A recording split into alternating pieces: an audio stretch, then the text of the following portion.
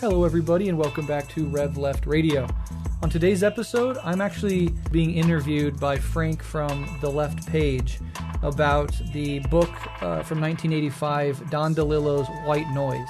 While we start off the conversation the first 20 minutes or so discussing the book itself and some of its major themes and postmodernism as a genre, etc., we quickly sort of shift into a much broader conversation about Brazilian politics and American politics, the ecological crisis, and many, many more things. Like it went in totally different directions than I thought it would, and I think that's true for Frank as well.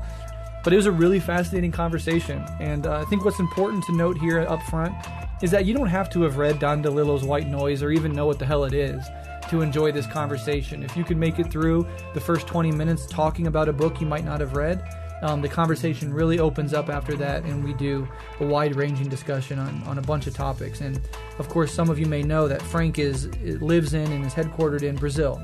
So these parallels that we draw between the Brazilian far right and the American far right, the postmodern fracturing of narratives and the rise of conspiracy theories, how social media and the new sort of hyper-modern media outlets lend themselves to this stuff. We cover a bunch, and that difference, that contrast, or the similarities between Brazilian and American politics, I think are particularly interesting. We get into the burning down of the Amazon and Bolsonaro and a bunch of different stuff. But yeah, definitely go check out Frank's podcast, The Left Page, especially if you're interested in literature broadly or history broadly. He does a really wonderful job going through some fascinating texts and has on some fascinating guests. So I really cannot recommend The Left Page enough. Without further ado, here's my discussion with Frank on Don DeLillo's White Noise and so much more. Hello everyone, welcome back to The Left Page. I am Frank, your always online historian, academic, writer, and today I am here to talk about a very particular 1985 novel called White Noise by Don DeLillo. And to talk about it, I am joined by an amazing friend who runs an absolutely incredible show and has been doing fantastic work for quite some time. He inspired me to do The Left Page, and a bunch of other things, and a lot of my work and my politics have been aided, helped, and assisted by Brett O'Shea from Revolutionary Left Radio. Welcome. Yeah, thank you. I'm excited to be here for sure, and thank you for the incredibly kind words. I really appreciate that. It's true, though. Like, you've been doing amazing work, and to be able to spend some time chatting and doing a bit of my own work with literature with you here, it's pretty amazing. Absolutely. I'm excited. Yeah. So you want to maybe talk a bit about why you chose this book, since you chose it? Sure, yeah. Well, it's funny because when we were figuring out a book to read, I just sort of looked back at a book that I had read many years ago. I think I read this for the first time in my early 20s. And I remember really being impacted by it. And I think in retrospect, having reread it now, I think the obviously big thing that it hit me with at the time and why it resonated so deeply with me was this persistent anxiety surrounding death that sort of haunts the entire novel and is certainly a main theme of the book. And through my teens and into my 20s, all the way up into an existential crisis that we can perhaps talk about later on in the episode, I too had this reoccurring, crippling, and anxious fear around my own mortality. And to see that fear of death in a culture specifically that goes out of its way to sort of hide death and push death onto the fringes, hide it in hospice care and retirement homes and not really deal with it, that is hyper-focused on productivity at all cost. You don't really get a lot of real, sincere explorations of death and the anxiety around it. People will become very uncomfortable if you try to talk about it. They'll poo-poo it. They'll make some joke and move on to a new topic. So I think at the time that really got me. And then when you said, let's pick a book, I said, I really liked that book. So let's do that. And it really gave me a chance to revisit a book that I really remembered. And I think this time around, with my political growth, with my just intellectual growth more broadly, it hit me a little different. I still like it a lot, and I think maybe we'll have some differences there. I'm by no means an expert on literature. I come out of philosophy and politics, so getting into literature is sort of a side interest of mine. I've always enjoyed novels and various authors and whatnot, but perhaps I have some blind spots that you'll be able to point out and exploit throughout this episode. I mean, I come from a history background, so I'm filling those gaps literally at the moment. So it's been a fun time doing that. Sure. But yeah, I was telling before we started recording that like I enjoy the book, and I think there's a lot of interesting stuff, and it's going to make for a great conversation. But there were a lot of things that I just didn't like or didn't necessarily gel with me, and we'll get on them. But yeah, it's the fear of death. It's interesting because kind of how it can happen a lot. It is subterraneous for a lot of the novel, and then it starts popping up, and then it becomes a bit present, and just all around, be it as facing your own mortality and mortality in others, and understanding grief and how well we don't. So that's definitely something. I don't know. I think that especially, I'm fairly young, so it doesn't. It pops up quite a lot because climate change and everything going on, and the pandemic. That becomes a persistent matter of facing like, so I could die. Oh, but it still feels somewhat more distant, or at least, you're trying to, especially as I read and working a lot as well, separately with Gothic and horror literature, where that comes up a lot. So trying to engage with that and understanding like, okay, what is my engagement with mortality, with my own death, and that as a phenomenon, and at times like a spiritual understanding of that. So it's something that is also present here, and kind of more relevant even today, or these past couple of years, or recently, and to remain so for quite some time. Yeah, absolutely. There's a prescience here that we can talk about, and I also think it's a very American a novel. It's very much about many things, but partially that fear of death manifesting in a sparkling, glimmering sort of facade of American society. These huge shopping malls, these huge grocery stores, a very comfy, cozy little suburban life where, by all outward measures, there's no reason to fear, right? You've sort of been extracted from the nasty, brutish, and short life of life in nature. And for some reason, instead of alleviating that fear, it somehow heightens it. There's like an asymmetry and a contrast that makes it even worse. And then the society itself, the sparkling, glimmering facade of consumer capitalist American society, is the thing that is causing the ecological crisis, causes the poisoning of his own body. And so there's this double-edged sword. There's the way the society appears, and then the rotten underbelly of that society. And if the pandemic and climate change and he wrote this in 85, so the 35 some years since he wrote this has proven anything, is that is more and more true, except the facade is starting to crumble and the rotten underbelly is starting to appear more obvious and explicit to more and more people. So in that sense, I think it's an interesting read to go back to the 80s and try to, read an American novel about American society at that time and think of how things have shifted and changed in really interesting ways. And that's part of the reason I like this book as well. Oh, yeah. And especially a lot of different themes feel very familiar. Think about knowledge and information, and we'll get to that soon, and about news and disbelief, especially with discussions like fake news and the like. But even the ecological disasters and climate change and this glistening mask that is very present in American society and exported all over the world. The book feels very recent at the same time that it feels very much of its time. That's those kind of things. Absolutely. Especially in terms of like style, I think that becomes very clear, at least in such a, and I guess that is sort of the point of like a very American portrayal of American society. That feels very clear. That felt very clear to me. But it was also an interesting experiment, and I think it works. There are some things, and especially as we talk about academia, that is, yes, this could pretty much basically happen in America and maybe a few other places, but not to this degree. So that struck me as like, yes, I can definitely believe this. Yeah. The parody of academia and the parody of hyper-specialization and the sort of self-importance that a certain sort of academic can take on, and the sort of detachment from everyday life that can sometimes be seen in those areas, I think struck me as particularly funny and interesting. And, that's the thing about the book. I don't know if you agree with this, but I found it like hilariously funny. Even reading it back then, I remember laughing out loud multiple occasions. Reading it again, it like some of the same exact little passages make me break out laughing.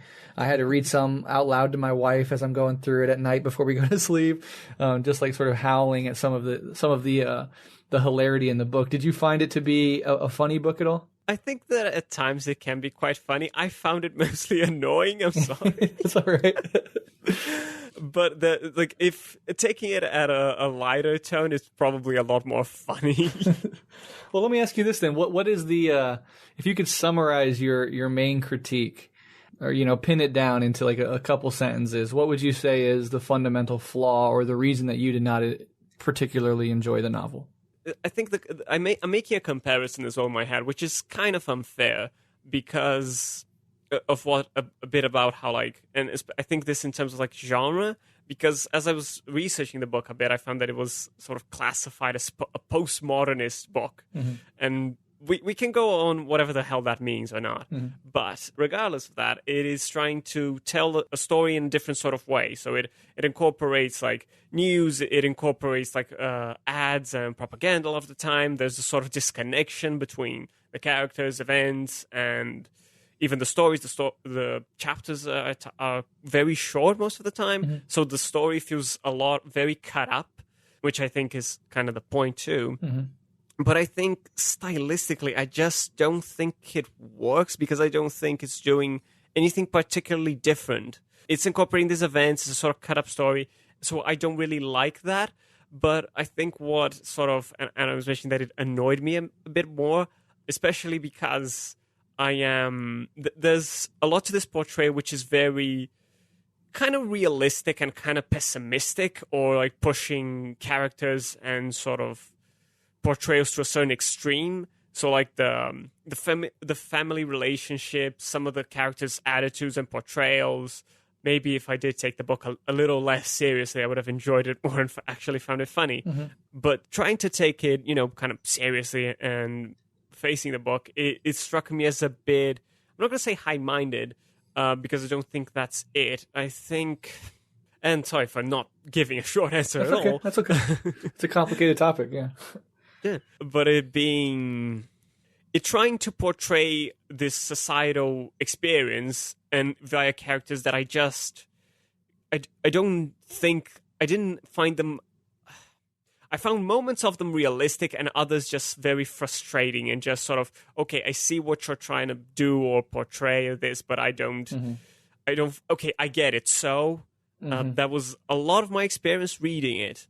That's fair. It's yeah. Or go ahead. Do you have anything else to say on that? Yeah, no, I think it's just it. It feels like what it's trying to put forward and present via these characters is reinforced a lot of the time. So it's yes, I get what you're saying. Is there more to it? And in that sense, this is going to be very harsh, but yeah. I'd rather have read an essay than a novel if this was the point. I see.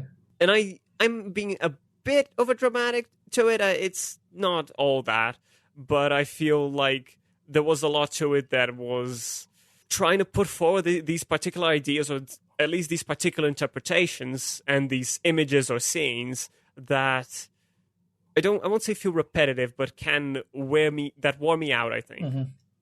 Yeah, I think that's fair. And I think we talked about this before we started recording. I had a friend who said that, her critique was that it is solipsistic, right? Or another way to say it is it's sort of over-intellectualized, it's navel-gazing. And I think that is a fair critique. Do you think that general idea sort of applies to what you're saying here? Yeah, I think so. And I think that's what's interesting. I'm I'm not sure I'd do it, but maybe in a few years or sometime, like reread it with the sort of lighter tone. Because I was reminded at one time or another, but I didn't connect enough with the book to push forward that reading, of a Brazilian realist novel from the late 19th century called The Posthumous Memories of Brás Cubas, which is sort of similar, but I feel like the humor is even more pronounced as this sort of wealthy, elite, aristocratic Brazilian landowner, and how he attempts to be sort of high-minded and navel-gazing, and like this is, if you try and take it seriously, you're probably going to end up annoyed. But if you take it lightly, it's like, oh, this is pure satire, then that makes a lot of sense. And I wonder if taking White Noise as satire would be more amusing or more fruitful to read. I think that's right, and I think I take it more like that than perhaps you did, and maybe that explains some of the disparity in our enjoyment. I mean, I think this is a hyper sort of self-conscious, classic postmodern literary work that is meant to satirize a certain sort of person, a certain sort of culture. And the humor is very dark, black humor. And it is, I think DeLillo is conscious that he's writing these characters in this sort of absurd and, overly self-infatuated, navel-gazy, to use that term again, way. And so I really do read it in that spirit. And I think that light, satirical sort of reading might lend it a different quality. So perhaps if you ever go back and reread it, I think that would be helpful to take that approach to it. Not that necessarily one is wrong or right, but I can certainly agree with you that if you sort of take it at face value and don't emphasize the satirical parody aspect of it, that it can come off as overly solipsistic and sort of taking itself way too seriously, etc. So maybe that explains a lot of the disparity here. Yeah, I think that makes sense. Interesting. Because, like, it's part of the book all the same. Like, there are moments where there is this sort of sincerity to it. And it's like, interesting. But I don't think it was ever enough to, on its own, like, drive me to, like, oh, this is satire. Or like, oh, maybe this is satire. But yeah, I think you've genuinely convinced me to, like, maybe someday I'll go back to it and look at it under this different view. Cool. It could be fun. It will definitely be more fun. Yeah, for sure. All right, well, where do you want to go next with this? Just because, the story is, there are a few different things, but just as a simple, like, this is kind of what happened in the book. We follow sort of a time in the life of Jack Gladney, his family, his, adventures, so to speak, in this sort of small town of Blacksmith, and a bit about his life, having created this field of Hitler studies, his family relationship, what was called like the airborne toxic event, which a lot about climate change and, shall we say, like reactions to it or actions to it, or its sort of reception, so to speak, and a lot more in the final section of the book, which is sort of Dialorama, which is a lot about this fear of death and confronting or facing these aspects. So it's essentially Jack Gladney is this main character that we follow. We follow mostly his thoughts, his sense, his relationship with his family, with his children, and yeah. That's essentially it. So where do you want to start? I want to start with academia, with Hitler studies. We could talk about that. We could talk about what postmodern, maybe touch a little bit on postmodern literature itself, because I think that sounds good. Yeah, this book is written in 1985, or at least that's when it's published. I think it's his first breakout novel, and it goes on to influence the David Foster Wallaces and the Franzens and a bunch of other American postmodern writers in the next couple of decades. And, postmodern literature, postmodern anything, it's a huge sort of bag of things that you pull from, but some elements of postmodern literature is this self-consciousness, this irony, this dark humor, this hyperrealism, the playing on the Baudrillard concept of a simulacrum, the concept of the hyperreal. There's a quote from Baudrillard. I can't even ever say his name. How would you say it? Baudrillard. I pull it from my sort of non-existent French accent, but which I can replicate fairly well. Baudrillard. Okay. Yeah, it's better than I'll be able to do. I remember I said I once pronounced Althusser as Althusser, trying to be a little too French, and got a biting email just chastising me for it. So I try not to pronounce things.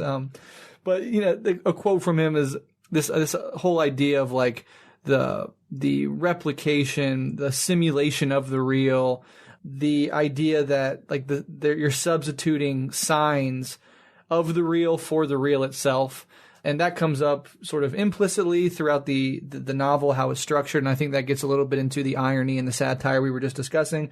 But then it also becomes explicit when like the airborne toxic event happens and you have this SimuVac sort of organization, which is a simulated evacuation. And they're all about simulating disasters and practicing on dealing with them. But in this context, a real disaster is happening, but they're still conceptualizing it as if it is them simulating a real disaster. So again, it's a sort of disorienting postmodern sort of thing that happens there. And then with the toxic airborne event itself, I think we can read back into it climate change. And in the middle 80s, I'm not sure how many people knew about it. Like scientists knew about it. ExxonMobil certainly knew about it. And the stories were starting to appear, but it was still pretty fringe, I would think. So I think what the airborne toxic event is more about is like just the toxic pollutants of industrial or post-industrial American society, the pharmaceutical companies at this time. The big eco crisis was the depletion of the ozone layer. So I think that's what he's really focusing on with the airborne toxic event. But reading back, you can play into themes of pandemic and climate change quite well. This amorphous cloud of destruction that is coming towards us, right?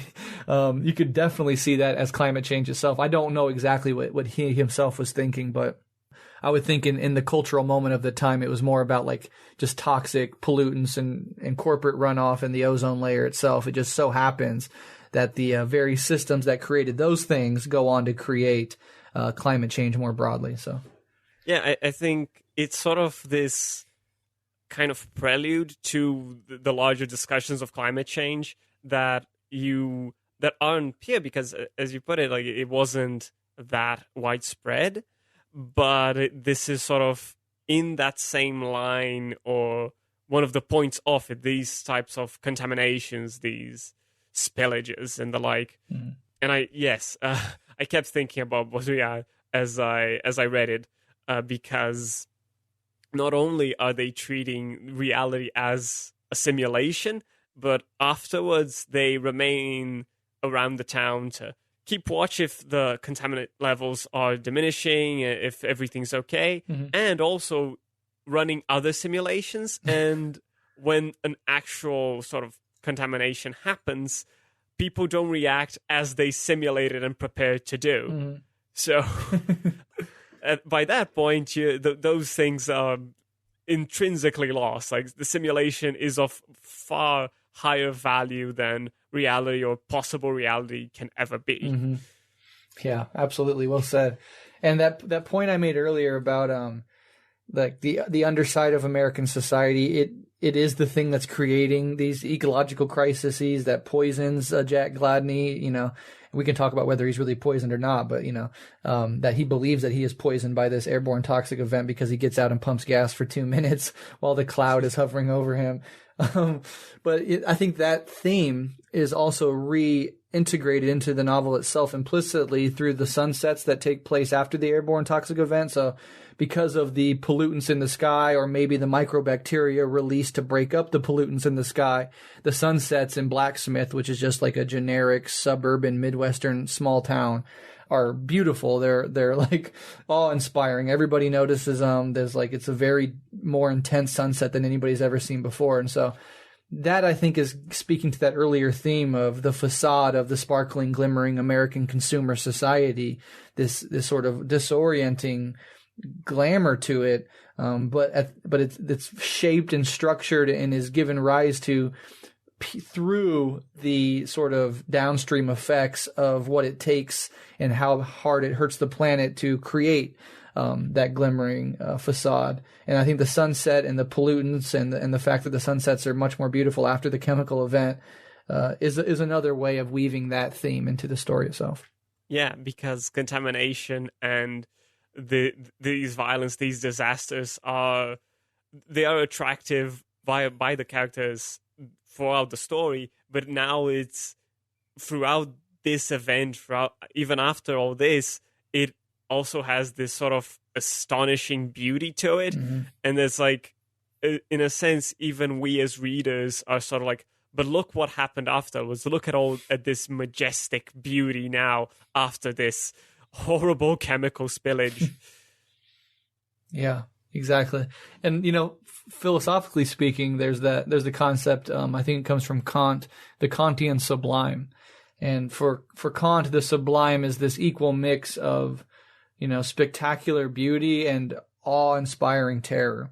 So, maybe watching an intense cloud or intense storm, come in over your city, or this a giant tidal wave, rolling in from the ocean, or looking up at the night sky when there's no light pollution and just being sort of disoriented by the expanse of the cosmos itself. In Kant's terminology, he talks about this as being the sublime, this mixture of beauty and terror. And I think that theme is like the philosophical grounding of that particular theme more broadly, which I found to be interesting. True. It makes sense, especially having had this. Although it is scary, it is impressive. The cloud itself is a sort of quite a view, mm-hmm. especially as like more helicopters appear and illuminated and all around it. So it is the choice of words there, the airborne toxic event. It really is an event in a sense that, and I think this book has an interesting sense of that as like there isn't a capital E event that is sort of like an absolute doom, an apocalypse, so to speak. But there are occasional events that are like incredibly passing and ephemeral. But as a societal, as the poisoning, as death, as the fear of death, as these relationships break down and all that we see throughout the story, there isn't anything in particular to trigger those. They're just there in the background happening. It's this idea of, and especially recently in regards to our situation, of like this slow collapse, and there isn't this capital E event. The one that is in the actual story, even then, is incredibly passing. And like, yes, there are memories, there are its effects, its contaminants, really, in Jack Gladney, regardless of whether they're there or not. It's not the absolute change. It's one point, it's one moment, and then it's sort of fading away. Mm-hmm. Although its effects and its others like it are there. Yeah. Yeah, I mean, it lives on in, presumably inside of his body. The men in Milex suits and the German Shepherds stick around for a long period of time. And so it becomes sort of integrated into the overall society itself and just becomes the background noise. Part of the white noise that the book is named after, the sort of background ambient chaos of American society. Sometimes it's little chunks that the TV in another room, pierces through your consciousness, little snippets from the radio, or it's this non-event really, that lives on in these various ways. And, thinking about the non-event event is sort of interesting in light of climate change, because the climate change is never going to be one big event. It's not going to be like, the aliens come down and now all of a sudden this is the event and everything is, inexorably changed afterwards. It's this slow bleeding into reality. And that's sort of its terror, is that we've seen over the pandemic, I mean, Brazil and America specifically, how much death people will accept, how quickly people adapt to a new situation. Oh, we have a global pandemic that none of us have ever lived through and have no idea what to do. At first, there's a lot of terror. Then there's political arguments. Then it just becomes, you're on that side. I believe in masks and vaccinations. I'm on this side. I don't believe in masks. And then it just gets absorbed into the general ambient background noise of society. Same with mass shootings in American society specifically. When they first started happening, it was huge. Columbine was talked about for months on every major news channel. Now we get 3 a day, and unless there's 50 plus people dead, nobody even notices.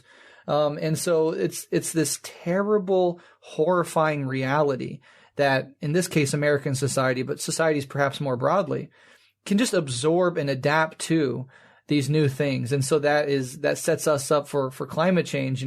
How much of this will be adapted and integrated and become the background white noise of our everyday society, and what will it take to make people rise up in mass and demand real structural change? The pandemic killed a World War I and a World War II amount of Americans combined. And half the country didn't even believe it was real. So that sort of creeping terror is something that I think is going to become more and more relevant as climate change and its effects begin to continue and intensify the raining down upon us. Yeah, this entire discussion of information and understanding these events as non-events, as things that become incorporated, that are like, oh, this is just the new normal, which is one of the worst expressions I've ever heard in my entire life, especially last year and so on. But it very much is that notion of like, oh, this is just another thing to deal with. It becomes new white noise. It's not a real concern. It's not something to be worried about. It's just another thing that you can carry on day by day. And it's incredibly interesting because, talking and thinking about the novel, and as I was making the outline too, one of the things that I did forget, and I think it's sort of the point, early on in the story, there is this sort of contamination in the school in the city. And at least I'm not sure, I don't remember how many people die, but at the very least, one of the people with Milex suits in the investigation team dies from it, and nobody knows what it is, and it's just there. And then it's like, oh, it becomes background noise. We don't know what happens elsewhere. Like, we imagine, oh, it was fixed and things went back to school and everything carried on. But it's pretty scary thing, but it's just another part of background noise. Yeah. In that sense, the title is incredibly key to it. It's about these various white noises that start to come together, that are at times like events, that are contaminations, that are spillages, that are these dangers, these accidents, these horrible things, but they're just, oh, it's just another thing. Carry on. Exactly. Yeah, and with that earlier event of the school, this is impacting children. Like as a parent, yes, like that you would be horrified at this, but it is just sort of accepted and sort of hand waved away as if not a big deal. They're handling it. The experts are taking care of it. No reason to really worry. And it kind of just reminded me as you were talking about, I was just talking about mass shootings and Columbine was huge, but then we had Sandy Hook, which was also huge. I mean, little baby kindergartners mowed down by the dozens. And we just integrated that as well. And, in American society, that was the moment of like, are we going to do something about this settler gun culture in American society, or are we not? If going into a school as a 19-year-old person with severe, mental illness and mowing down a bunch of kids isn't going to make us even ask for background checks at gun shows, I mean, what will it take? And the truth is, nothing will be able to stop it because it's just the background culture of American society. So mass shootings are just going to keep happening. And ever since then, they have done just that. And, this book, you can critique it for being solipsistic and navel-gazing and all the things that we talked about earlier. But I think there also is, if you pull back the surface a little bit, a genuine critique of capitalism, of consumer society, of the ecological catastrophe necessitated by the construction of American society and the pathology of American citizens in our society. And for that reason, that's something I think I largely missed as a much younger person when my politics weren't fully fleshed out. But as my political understanding has grown, I can sort of see much more of that on a second reading than I did on the first. Oh yeah, that much is very clear, I think, because while there is a sort of there's a great deal of satire and criticism elsewhere, and this very dark humor, there is also an engagement and understanding of like via certain images, via a certain, even like the we're talking about reality and simulation. That is a pretty important understanding of how to engage with these disasters in terms of preparation, understanding, and this whole idea of like media and this American culture, which is a lot of the time like just this consumer culture and just this sort of cultural domination via these larger brands. And we can think and consider how that has even strengthened itself in the past couple of decades. Mm-hmm. But there is a great deal to understand, to get from this book that allows this critique to happen, that the book is also doing.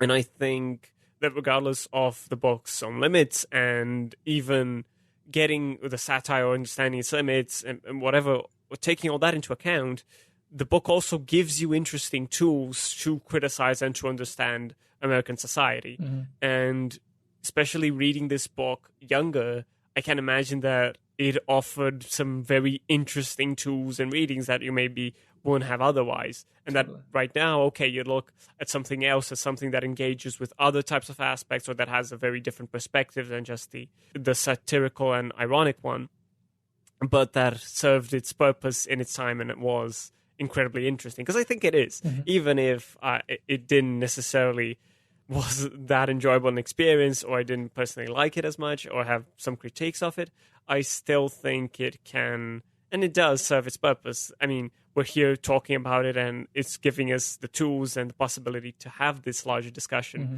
about the themes, the story, and beyond. And that is good on its own too. Yeah. Yeah, absolutely. Absolutely. And the critique, as you were talking, I keep thinking of things when you say other things, but the idea that the role that consumption plays in American society, this was written 16 years before 9/11, but DeLillo would not be surprised at all in the wake of 9/11 that George Bush came out, if you remember, and told Americans, keep shopping. Like, that was the big message right away. Oh. It was keep shopping because, with this terrorist attack, everybody's shaken. The economy, which is just completely driven by, conspicuous, endless consumption. We needed that to continue going, even in the wake of this apparent tragedy. And so Bush came out and actually said that, Americans, the best thing you can do for your country right now is to continue shopping. And that could be in the pages of this book as like a satirical, ironic comment from some leader. But that is just American society. And so I thought that was interesting. And then this is in the 80s, he's talking about the effect of technology on our social relations, the truth being mediated through the TV and the radio, and part of the whole idea of white noise is this background hum of media and television and radio sets, and that sort of distorts our thinking and creeps into our minds, and becomes the sort of mediation between us and our own reality.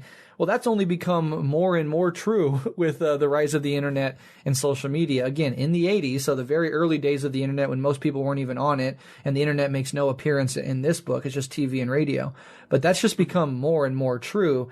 This sort of mediating your experience of reality through, back then, TV and radio, today, social media, and it's getting further and further flung from the actual reality and truth on the ground. For instance, here in the U.S., we have, and I'm sure your right wing mirrors this in a lot of ways, the right wing in America is now just a completely conspiratorial party. It operates on a whole other plane of reality. Anti-vaxxers used to be a pretty fringe aspect of society that everybody, politics aside, would largely make fun of. And now it's just the baseline belief of one of the two major parties in American society. The idea that the election was stolen from Trump, right? An objectively untrue fact. is now believed by over 75% of registered Republicans in American society. And that really shows how the truth is just utterly detached from reality. And because of technology like social media and the internet more broadly, and TV shows like Fox News, it can be bent into any shape that is serviceable to certain interests that have the money to do the bending. And so, yeah, that, as we've said earlier, those things are just becoming more and more true, not less true, as American society sort of circles the drain. Yeah. It's not too dissimilar here in terms of, like, it's just another deep conspiracy that, it's... I mean, to get an example, even from before Bolsonaro became president, that because he was stabbed during the campaign, before the election, and there was this whole idea that, like, but he was apparently a member from one of the left parties, and it was all a large conspiracy in order to stop him. And it's like, he was apparently someone who acted violently due to some personal issue and something. It was never very clear, but it was definitely not something like this, but it was all about connecting it to these particular worker labor parties, and that, they are the ones conspiring against and even trying to kill him, when that was just blatantly not true. And a lot of that information was false and misleading. And, even nowadays, we're talking about information and that. On the one hand, we have these highly conspiratorial far-right or extreme right-wing parties and groups, and we also have, liberal media just, we have an expression in Brazil, which is incredibly useful for that, which is basically to use a rag to clean it up, as if that was possible. And just, trying to, but it's about this and that. It's not about this. Like, I read now absolutely awful articles some months back about how, like, but it is actually the repression to fascist ideas and stopping them from divulging their thoughts that actually was responsible for their growth, or that assisted it. And I was like, shut up. Shut up. Absurd. That's blatantly not true, and it's just awful. Yeah, no, it's incredibly scary. And like with climate change too, like there's that whole element there where we have a huge chunk of our society that just doesn't believe it's true. That it's just not happening. And it's like the signs are all around you. Like the West is on fire every summer. I just went up to Seattle during the hottest it's ever been in Seattle in recorded human history. Droughts, floods, everything. It could not be more clear. And yet, no matter that the reality is right there in front of you, there's still a huge chunk of people who just absolutely refuse to believe it and think it is all a conspiracy by the communists to overthrow capitalism. It is fucking deranged. Bolsonaro is sort of an interesting figure because we only get snapshots from Brazilian politics, and it seems every time I see a picture of Bolsonaro, he has like a feeding tube and he's shirtless on a gurney somewhere.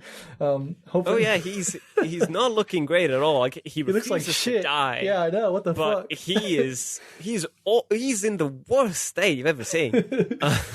I love the idea of a big machismo man, and every time I see him, he's keeled over with a catheter shoved up his ass. Pretty much, it's very much pathetic in the worst sense, and then and this is like the level of conspiracy, the level of like belief in this group or in the far right that but it's him powering through, it's him being strong for his children, for his family, for his country, and like he's just being an asshole the whole time. He's sitting in his own diarrhea and vomit, and somehow that's still a sign of his his vitality. Yeah, basically. Hilarious. That's pretty much it. Something I actually don't want to forget to mention, and I'll do it now. There's been, amongst the various sort of propaganda and ads that we get lately, especially here in Brazil, amongst, various coaches and day traders wanting you to get your first million and those pyramid schemes, we also get like certain far-right pretty much groups. There's like, but you need to educate yourself properly. So the latest one that I've been seeing, there's one that's called Parallel Brazil, which is, their latest, if I can even call it such, documentary. is about how the smoke that comes from the Amazon rainforest fires are from the disinformation and fake news and not from actual fires. And I'm like, fuck off. Oh my God. Seriously. It's basically like propaganda for the agribusiness. Yeah. It's just it. It's like, and there's this guy saying how like, oh, the agribusiness is peace. I'm like, are you serious? Are you even serious? Absolutely wild. So yeah, that was vile. And the latest one, it's called Uncommon Sense. That like, oh, you need to educate yourself and you need to read properly. And the latest that I saw, very dramatic, was like, what was the script again? The Pentagon is not only investing in military technologies, yes, that Pentagon, but it's also investing on disinformation and not just via fake news. Have you noticed how the media ejectivates you or ejectivates us, calling us fascists, negationists, alt-right, obscurantists? Come to this class and I will show you how they do that. Oh and you know how it's called? Infowar. Amazing. Beautiful. I couldn't make this shit up even if I tried. Damn. That is absolutely horrifying. And, you know, speaking of postmodernism, you can talk about postmodern literature, philosophy, but there's postmodern culture, a la Frederick Jameson. And one of the things that happens and is happening and continues to happen is this fracturing of narrative reality. Fractioning of reality into you could, break it into a million pieces, pick up any piece you want and see whatever, morbid, grotesque reflections of reality you want to see in the thing. And I think that is behind both the right in Brazil and the right in America's complete delusional spiral into conspiracy land.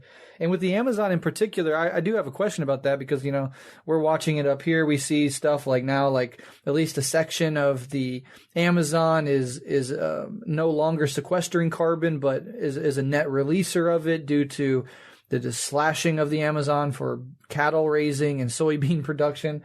Is it just a huge story all over in Brazil? Or, I mean, I know the right wing has its own absurd funhouse mirror version of it, but is like the mainstream media covering it as like a urgent issue?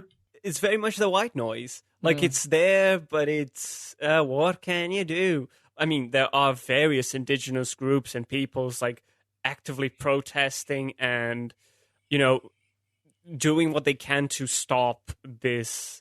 Because, in terms of law projects and the like, to basically expand the agribusiness and to allow this confiscation or this usurpation of land a lot of the time from proceeding and carrying on at horrifying speeds. Mm-hmm. So it's barely covered. It shows up occasionally. It is an active, ongoing problem, very much so. And what we follow and what we end up being shown a lot of the time is sort of these occasional moments or situations of like, oh, there's this new project and these various groups are protesting about it, although I'm following them and trying to get more of what they're actually trying to do in a longer run, not just, oh, it's because this one specific thing. No, it's a larger scope.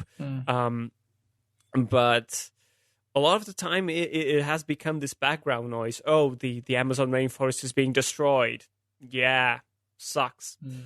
And what we see, I think, are like these sort of more vile ways of increasing or expanding or accelerating that process in terms of allowing these lands to be owned by agribusiness, by these larger landowners, and, basically taking land from indigenous peoples, even more so. Mm-hmm. So that is pretty much how it's going. Like, they're resisting, absolutely, in all forms, ways, and shapes, but it is very much an ongoing situation that constantly threatens to get worse and worse in its dynamic, so to speak. Yeah, I feel like it's going to come to a head at some point because something like the Amazon basin and the Amazon rainforest more broadly is just so crucial to the overall health of the planet and the biosphere that there might eventually either Brazil gets its shit together, through indigenous resistance, getting Bolsonaro out, getting somebody like Lula or somebody even further left into office, etc., and protects the Amazon. Or at some point, like, other countries are going to see that this needs to be stopped. But, this new world we're entering where nobody's sequestered in their national borders anymore. The problem has spilled out of national borders, and it is all global all the time. And the contradictions that gives rise to. I do think also that there is a death drive in the right wing, specifically in settler colonial societies. This death drive, you see it in Bolsonaro, fuck it, burn the rainforest. You see it in Donald Trump. Climate change is a hoax made by the Chinese. Like drill, baby, drill. Trump opened up millions of acres that were once publicly protected lands and to hand it over to the fossil fuel corporations for plundering and extraction. And it's like this pathology in the settler mentality that is just, it would rather just destroy everything and go down in a blaze of unglory than it would to just stand back and take into account other people and think about the future. It's really morbid, and the fracturing of narratives and this extreme drive to plunder and exploit the last few, areas of the planet while the whole fucking thing burns. It is incredibly, incredibly scary, and I think properly pathological. Yeah, no, I think that makes sense, because it's such a level of like devouring everything that can be taken all the time that it is astonishing, and it is very much scary, but in a sense that's like it goes beyond any sort of reason or even emotion. It's too much, and it is, I think it's no exaggeration to put it as pathological to the extent, degree, and intensity that it is, and that it has been going lately a lot of the time. Yeah. Yeah, no other animal does to its environment what the human animal does to its environment. It's horrifying. All right, well, do you want to keep talking about this book? Yeah, sure. I mean, I do love that we talked about this question about media, information, and ecology, because it's an interesting conversation to be had, especially because a lot of the time I felt when it was starting to become a thing that it was understood a lot by liberal media that it is, the danger of fake news and this new thing as an event, when that's a very strong push, because it's not really. These are just better weaponized now. Fake news are as old as human history, pretty much. And that's why, to talk about this point in specific, the book sort of, a lot of the discussions feel familiar. For example, like in the Airborne Toxic Event, we have the characters leave and go to sort of camping site that's far from the city in order to be away from like the billowing cloud or whatever name it takes. It takes multiple names throughout the chapter, eventually becoming the Airborne Toxic Event. Yeah. And the various rumors and informations and ideas that like, but it's supposed to be this, but it's supposed to do that, and the various side effects that the contamination can have, that it's, I don't remember them all, but it's supposedly like headaches and vomiting, or like, and there's like sweating palms and deja vu, which is incredibly interesting, and eventually it's like coma and death. And they refuse Jack, I think Jack and one of his children, like Heinrich, refuse to tell his wife and younger sister, because they were apparently feeling the symptoms as they heard it, or something along those lines. And they were like, we'd better not tell them, just in case. Yeah, exactly. As if to reveal the new information would spark in them the very symptoms that the new information was revealing are supposed to be there. Exactly. Yeah. And there's that interesting thing you just mentioned about the naming of the thing. The first name that came through the radio was a featherly plume, right? So kind of kind of anodyne, not so bad. Featherly plumes can be dealt with. And then they said they've changed the name. What are they calling it now? A black billowing cloud. And then a little bit later, they're changing it again. it's now a toxic airborne event. And it is funny because the way that language shifts and frames the reality itself, I think, is the point in using that sort of device to talk about this unknown thing. But again, to bring it back to climate change, is like it started off as global warming. That's not so bad, warming, global warming. It gets a little hotter. The summers are a little nicer. Who cares? Now it's like, no, this is actually more than just warming. It's this global change. Okay, well, that's more broad. It's certainly a little bit more urgent, but, change is inevitable. Everything changes. And I have for a while now been thinking that, like, we need to move the dial on this language thing again. Like, I've been using words like climate chaos or the destabilization of the biosphere, maybe not as punchy as climate change, but it gets closer to the reality because warming in and of itself is not a negative thing. Change in and of itself is not a negative thing. But chaos is, destabilization sure is, and that seems to get more at the point than these things. And with like naming it global warming, for example, what did the dumbass right-wingers do? Every time it snowed, they'd make a snowball and say, "Oh, really? Global warming? Har, har, har." So we had to change it to climate change because those dumbasses were saying global warming can't be real because it snows sometimes. And it's like, oh my God, we're playing this endless game of trying to just name the thing and trying to agree on the name of the thing, which is the second order relation to the thing itself, as opposed to doing anything meaningful to stopping it, regardless of what the fuck you call it. Yeah, exactly. And like, I mean, one of the ways that I've been understanding and thinking about it in just as dramatic terms is like an eco-apocalypse, because, that's the consequences and effects are very much like a sort of a collapse and a continuing disaster, as low and painful as it is. Yeah. Yeah, I don't think that's too hyperbolic by any means either. We're at 1.2 degrees of warming from pre-industrial levels. The initial threshold was 1.5 degrees. We got to keep it below that. Well, we're going to blow past that in the next decade or two.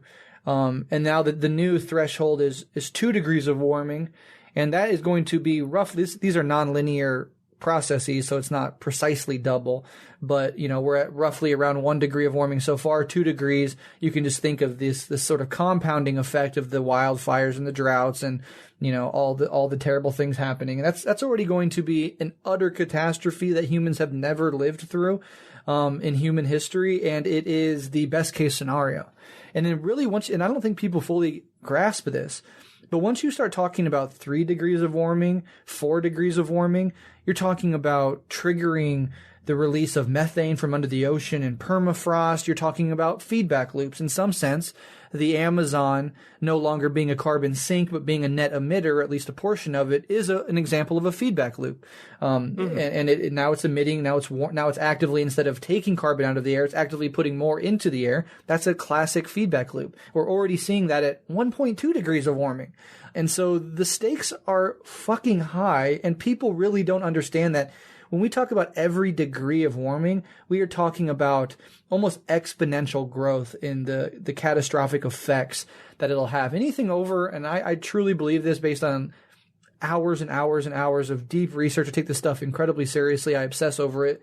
Anything over 4, 5, 6 degrees of warming, it's game over for civilization. Human societies all over the planet will collapse.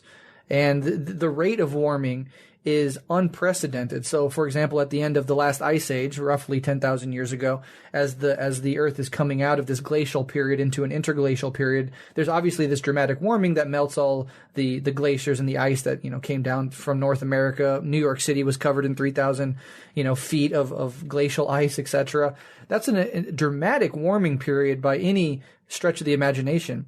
It took roughly 900 years in that process of thawing out. 900 years to raise the global average temperature 1 degree. We've done that in 65 years.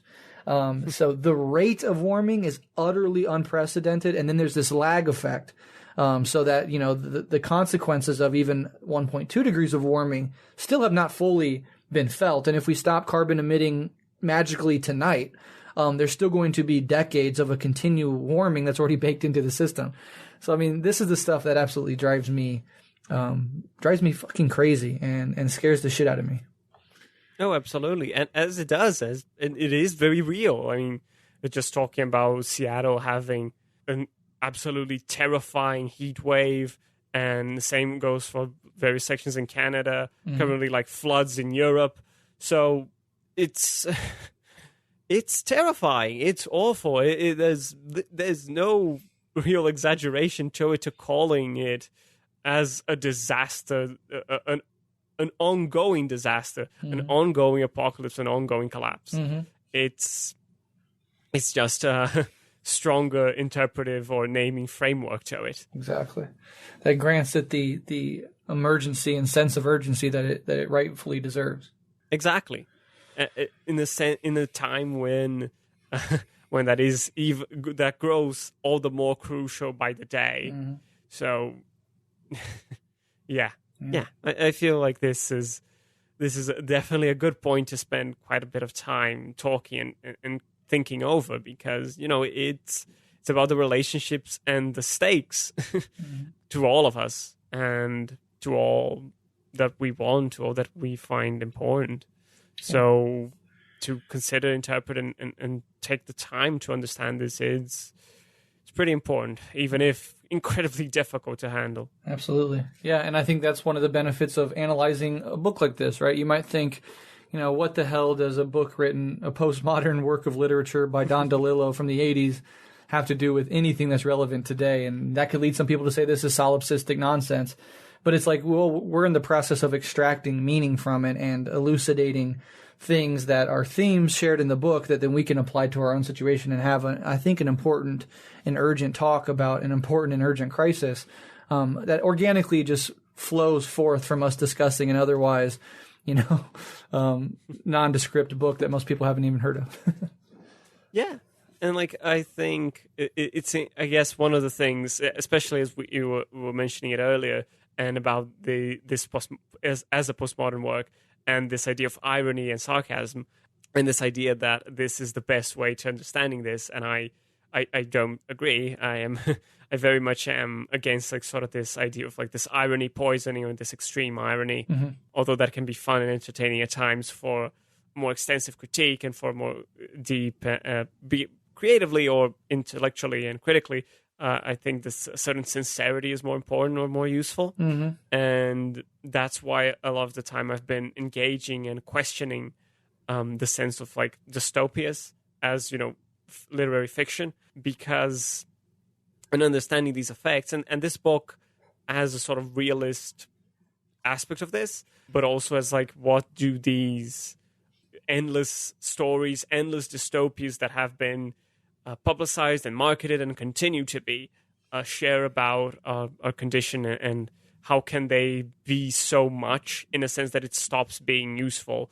I'm thinking of a few different things, but amongst them a text by Kim Stanley Robinson where he talks about that. I'll link it in the show notes, and a discussion on Coffee with Comrades with The Future's a Mixtape, talking about this idea of utopia, anti-utopia, and anti-anti-utopia, and how to engage with this very notion of hope, and this idea that in order to struggle in the small sense of every day of a better tomorrow, or the things that we fight for, in what we believe, in what we act upon, and that it is important to have some sense as well of what is it we're after? What is it we're trying to create beyond also, or just side by side with what we're trying to avert in terms of this disaster and apocalypse? Yeah.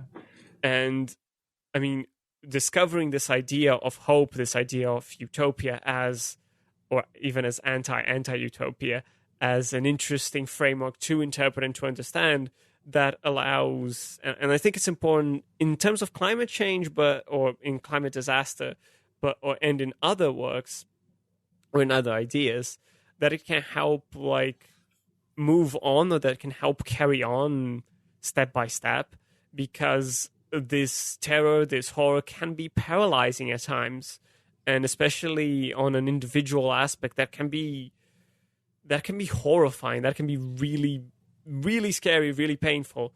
And I think that last section on this fear of death as it being a sort of, there is no action against that, it's an interesting parallel to even take that a lot of the time, how do we act? How do we consider acting upon these horrors when the fear of them is so immense? And I think to me, and that has been helping me face it, like even in terms of like understanding climate disaster, because I think that this utopianism, this very critically so, of course, can help push forward this notion of hope.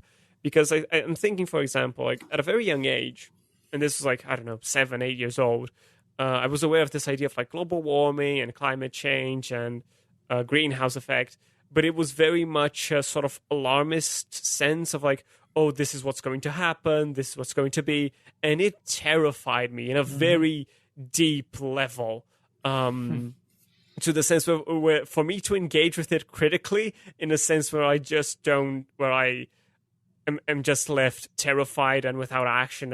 It took some quite over a decade and a half to get where I am now, and like, okay, I understand this, and it still terrifies me on a very, very deep level because of that, and especially learning more of it now.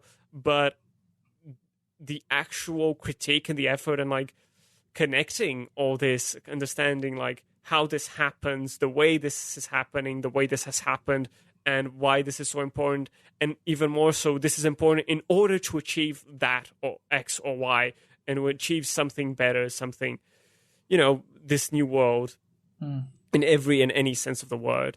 So, yeah, that's something that I always find important, and that I'm finding really key in all that I'm doing, to have it some sense of hope, some sense of a little thing beyond, or at least through. Yeah. I love what you said right there, and I have a couple things that dovetail exactly with what you said. The 13-year-old me, I remember watching it was a TV show, like Discovery Channel or something, in the early aughts, and it was talking about the scenarios of climate change. It's one of the first times that I have any memory of being presented with the reality of climate change, and it was visually presented to me in the form of this show. It's like, this is what's going to happen by like 2015 and 2020, and it was a horror show. Now, in retrospect, it sort of was hyperbolic in its presentation of what actually was going to happen. Because like 2015, they were like, Miami's going to be underwater and stuff like that, and so that it didn't pan out exactly in the time span. But I remember it shaking the hell out of me and scaring me to my absolute core. So I share that childhood sort of experience of confronting that reality, and then as I get older, learning the nuances and the outline of it more deeply. And then your point about irony, I think, is incredibly true, and that's a weakness with postmodern literature more broadly. It played its role, right, in this certain period of time. It did what irony does, which is deconstructs, mocks, satirizes, tears down. That's what irony is there for. But what irony can't do is build anything, right? It can't offer a vision. Exactly. It can't work towards that utopia that you're talking about. And that's where sincerity comes in. And that's where postmodernism fails. It's now hit its limits, and now there's talk of metamodernism, right? Or this new synthesis and incorporation of like modernist sincerity with postmodern irony, and putting them in their proper places and not overemphasizing one over the other, where sincerity steers into sentimentality and irony steers into utter detachment and a lack of really identity. Because if your whole identity is being ironic, you're not building anything. You're not presenting anything constructive. You're just tearing things down. And so maybe that tearing down process, right, is necessary for the new building up process. So again, postmodernism plays its historical role on that front. But now it's time to move on, and I could not agree more. I heard a quote recently that I think gets at what you and I are just talking about here, as far as hope goes, right? Because you got to have hope, and you got to keep fighting. You can't just you can't be a defeatist. And I heard somebody recently say that the defeatist takes comfort in inevitability in the same way that the denialist takes comfort in uncertainty. But both are delusions, right? Both are sort of a bargaining with the world. Well, if it's going to happen anyways, then what the fuck good is it to care about anything or do anything? Screw it, let it all burn. That's nihilism. That's reactionary misanthropy, and it doesn't get us anywhere. So defeatism is the other end of denialism, and both have to be combated within ourselves and within our body politics. Yeah, it's understanding these both potentially good postures in a truly dialectical sense. There's like, how do we engage with both the deconstruction that irony allows us to do, and at times it can be really, really good and really interesting, with the sincerity without falling into this sentimentality, which can blur the lines or help us lose ourselves in that too. So it is in engaging both these aspects and going beyond what this main core of postmodernism was, to engage with it in a sense like, okay, you've been useful in this sense, but like, how can we take from what you were doing in order to engage with this building aspect? I mean, I think one of the things that I've been thinking a lot about in terms of critique, in everything I do really, critique is building something more from the very literal small sense that's like, it's not just a retelling of a story. It's just not like, this is what the things it does wrong. But like, what is it doing right? What is it doing wrong? What is it doing? How can it do that? Why? Understanding these intricacies and then building this analysis and then building something further.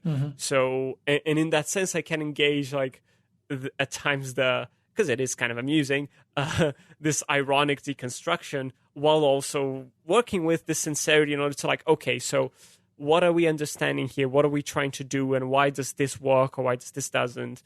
And putting both to use to good criticisms, to good analysis, to good intellectual work in order to engage as well with good practice. Ideally, none of these things are separate. Yeah, incredibly well said. I could not agree more. And that weakness of postmodern irony is present in the book, right? Because it is a critique of everything America. It's a critique of capitalism, of the eco-crisis, of the shallowness of the culture, of consumption, all of these things. But, the book doesn't and can't offer a solution. It doesn't even pretend to try. And I think that in and of itself shows the limitations of that postmodern ironic posture. Yeah, it can't offer any type of solution in any front, not in terms of sociability, not in terms of economics, not in terms of politics. There's no type of solution in no sphere.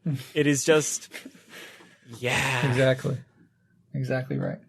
Yeah, I think this, I don't know, I think we've been pretty thorough, or at the very least, we've talked about some of the more interesting kind of key aspects of what we were talking about and what we were considering about the novel. Yeah, is there anything else that you want to add that we didn't touch on exactly? I mean, there was a lot about the family relationships, which we didn't touch on, and that are, in a sense, these other aspects of, the breaking down of communication, being affected by technology, by the television, by the radio. Yeah, there's a lot to it, and there's more to this novel than we can do in an hour and a bit. But yeah, is there anything else that you want to add? Is there anything else that you want to mention from what we talked about, from the things we didn't either? Sure, yeah, there's two quick points that we didn't really get a touch on, but I think are important. One, it's just interesting because throughout the book, there's this idea that Jack puts forward, I think during a lecture, it just sort of comes out of him and he doesn't even know where it came from. This idea that all plots tend toward death. And that is a little foreshadowing because this book itself ends in this gruesome, bloody act of violence, whereas the entire rest of the story is really sort of comforted away in a home setting. There's no bursts of violence, and even the toxic airborne event sort of is very subtle in its impact on the human body. It's not like people are vomiting out poisons or anything like that. So just a little interesting note to carry with you if you are listening to this and decide that you have some time to kill and might want to go through this book. But the last thing I did want to say that I thought was kind of important is this fear of death circling this lack of identity. So Jack clearly, he lacks any fundamental sense of self and has to resort to this cultivated image, particularly in times of distress or anytime he's on campus. For example, he wears these dark sunglasses and this academic gown. And that shows that he is an important person. He's a chair of a department, and those are sort of his things that when he's walking around on campus, people know that's who he is. And in moments where he feels like he is in danger, or even when the toxic airborne event is just happening and he's trying to convince the rest of his family, this isn't going to impact us because I'm an academic. I'm professional, upper middle class. This thing happens to poor people in ghettos on the fringes of town. It can't possibly hurt. Literally hiding behind his status as if it will literally protect him from a chemical exposure. And we also notice this lack of identity is intimately tied in with his fear of death. He's grasping onto this constructed sense of self, but it's really hollow. And that hollowness sort of is the abyss that when he looks into it, he sees his own mortality, and it terrifies him. And he has this one interesting encounter, and this weaves together the consumer culture with the fear of death and lack of identity. And in this hardware store, he's not wearing his gown and his glasses, right? And so somebody from the university notices him. It's like, damn, I barely noticed you, without your glasses on, etc. They have this little back and forth at the checkout counter.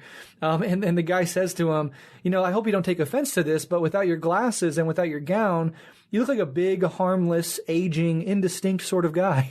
Just like a throwaway comment.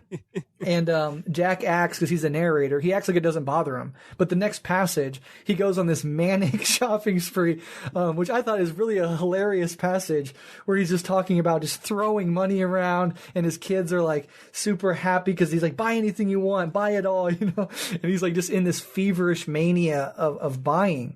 And there it is, right? That's one of the main themes of the book. In the abyss where something like a self could be, that hole in your soul, right? That void that you feel. American society offers you nothing but consumption to fill that void.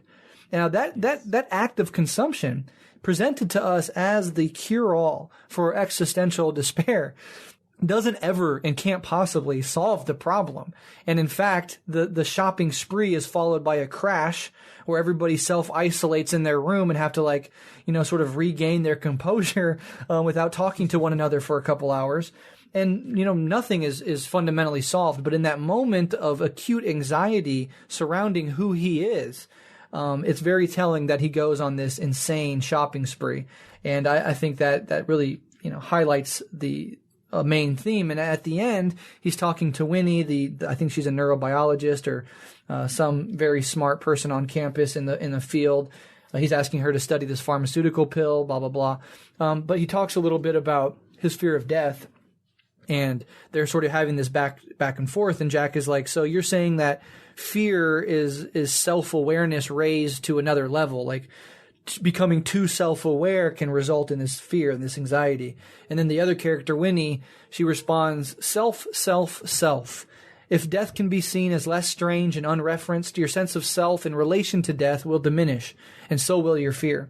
And I don't know if DeLillo's point here was the point that I'm about to make, but as somebody who comes out of a Buddhist context and has been practicing Buddhism for over a decade and really into Buddhist philosophy, there is this idea that enlightenment, right, in simplest terms in the Buddhist context, is this collapse of the false sense of self, this center of attention that appropriates all experience and references all experience back to an assumed core within you, right?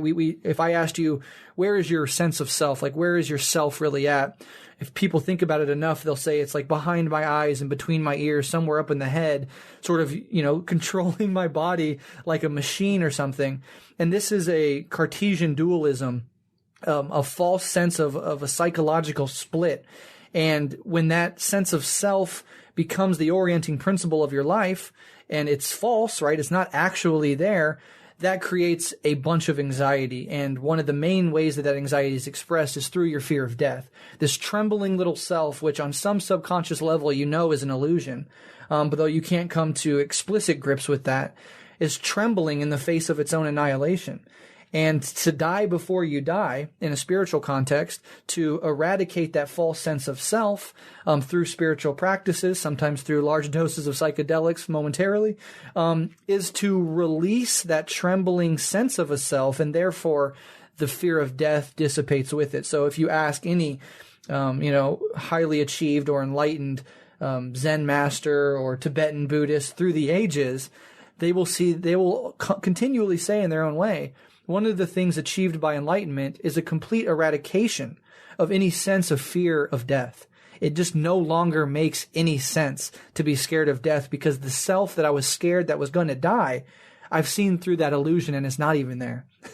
So that might be taken quite a bit further than DeLillo himself wanted to take it. But that little passage really reminded me of that. And that's been crucial in my overcoming of my existential anxiety around death that I mentioned earlier in this episode, that, have really brought to a boiling point in my mid-20s, where I was really for many months obsessed with the thought of my own mortality and radically depressed and anxious because of it.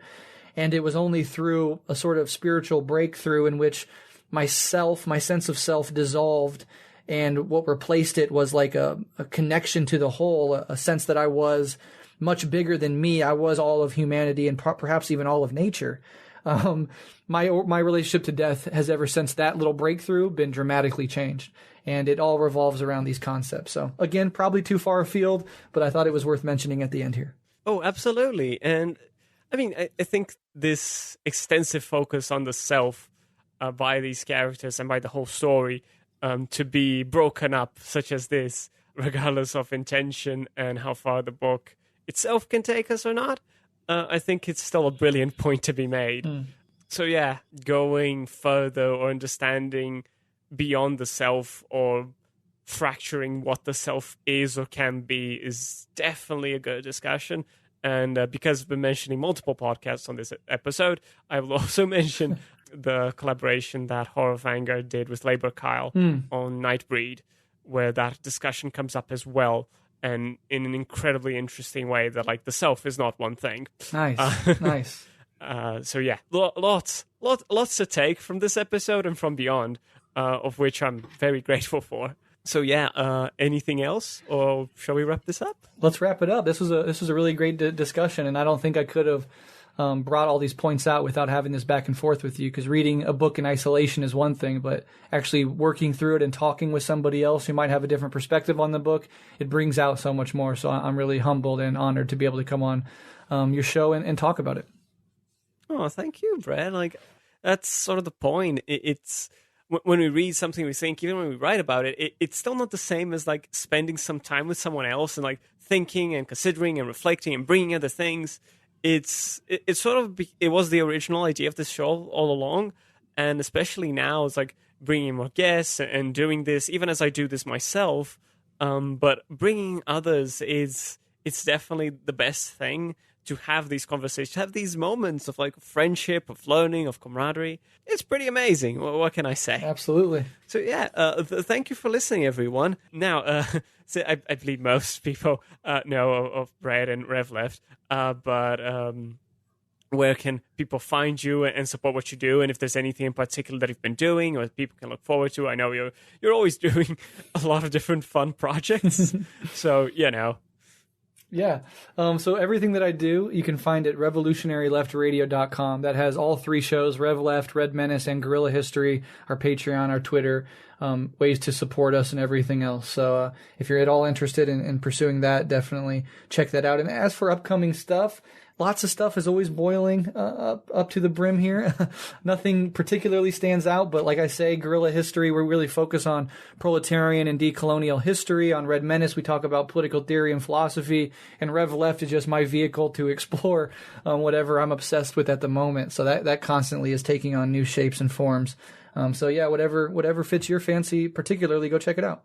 Yeah, and there's a lot to Rev Left, and a lot of different people, a lot of different guests, a lot of different conversations. I was there at one point many years ago. Mm-hmm. I have to have you back on soon.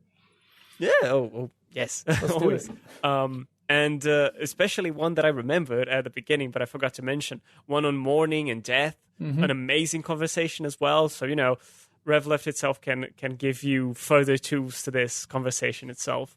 So definitely go support and follow and listen to Rev Left, Red Menace, and Guerrilla Radio. All amazing shows with content that it's so good. What can I say? There's a lot to it, and it's very different and very good. So yeah, go listen. Thank you, my friend. Of course. And from me, we have the reading corner, which is a sort of I go over a text, either academic or fictional, that I've read or thought about this past month, and write a bit about it. So a bit kind of half academic, half the creative aspect, but share a bit about my writing too. And also what I've been dubbing the writer's desk, as I've been considering this relationship between, from the point of view of writing fiction, and the question of politics in that. How do you engage with that in your own writing beyond the analytical, which is very difficult to do. And I wanted to do this episode before I did this month's, because especially this idea of the irony and the postmodern narratives is what I want to talk about this month for it. I don't know what I'm going to do, but it's going to be fun. Awesome. So keep an eye out for those. And yeah, you can find me on Twitter at LeftPagePod or at FrankGothic, and on Patreon at patreon.com/LeftPage. And yeah, we have some interesting stuff that I've been working on, some other great guests and ideas and books, and I'm always planning something fun, something interesting, and some amazing people to talk about books and fiction and politics and everything. So yeah, thank you so much, Brett. Thank you so much, everyone. It's been a pleasure to have you on, and I hope people enjoyed. And we'll listen to Rev Left, we'll listen to Red Menace and Guerrilla Radio, and we'll carry on listening to The Left Page. So yeah, thank you so much for listening, everyone. Love and solidarity. Love and solidarity.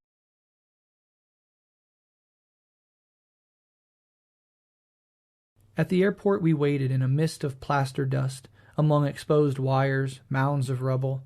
Half an hour before B was due to arrive, the passengers from another flight began filing through a drafty tunnel into the arrivals area. They were gray and stricken. They were stooped over in weariness and shock, dragging their hand luggage across the floor. 20, 30, 40 people came out, without a word or a look, keeping their eyes to the ground. Some limped, some wept. More came through the tunnel. Adults with whimpering children, old people trembling, a black minister with his collar askew, one shoe missing. Tweety helped a woman with 2 small kids. I approached a young man, a stocky fellow with a mailman's cap and beer belly, wearing a down vest, and he looked at me as if I didn't belong in his space-time dimension, but had crossed over illegally, made a rude incursion. I forced him to stop and face me, asked him what had happened up there. As people kept filing past, he exhaled warily. Then he nodded, his eyes steady on mine, full of a gentle resignation. The plane had lost power in all 3 engines, dropped from 34,000 feet to 12,000 feet, something like 4 miles. When the steep glide began, people rose, fell, collided, swam in their seats. Then the serious screaming and moaning began. Almost immediately, a voice from the flight deck was heard on the intercom. "We're falling out of the sky. We're going down. We're a silver-gleaming death machine." This outburst struck the passengers as an all but total breakdown of authority, competence, and command presence, and it brought on a round of fresh and desperate wailing. Objects were rolling out in the galley. The aisles were full of drinking glasses, utensils, coats, and blankets.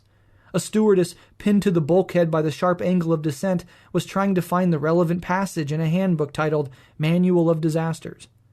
Then there was a second male voice from the flight deck, this one remarkably calm and precise, making the passengers believe there was someone in charge after all, an element of hope. "This is American 213 to the cockpit voice recorder. Now we know what it's like. It's worse than we'd ever imagined. They didn't prepare us for this at the death simulator in Denver. Our fear is pure, so totally stripped of distractions and pressures as to be a form of transcendental meditation. In less than 3 minutes we will touch down, so to speak. They will find our bodies in some smoking field, strewn about in the grisly attitudes of death. I love you, Lance." This time, there was a brief pause before the mass wailing recommenced. Lance? What kind of people were in control of this aircraft? The crying took on a bitter and disillusioned tone.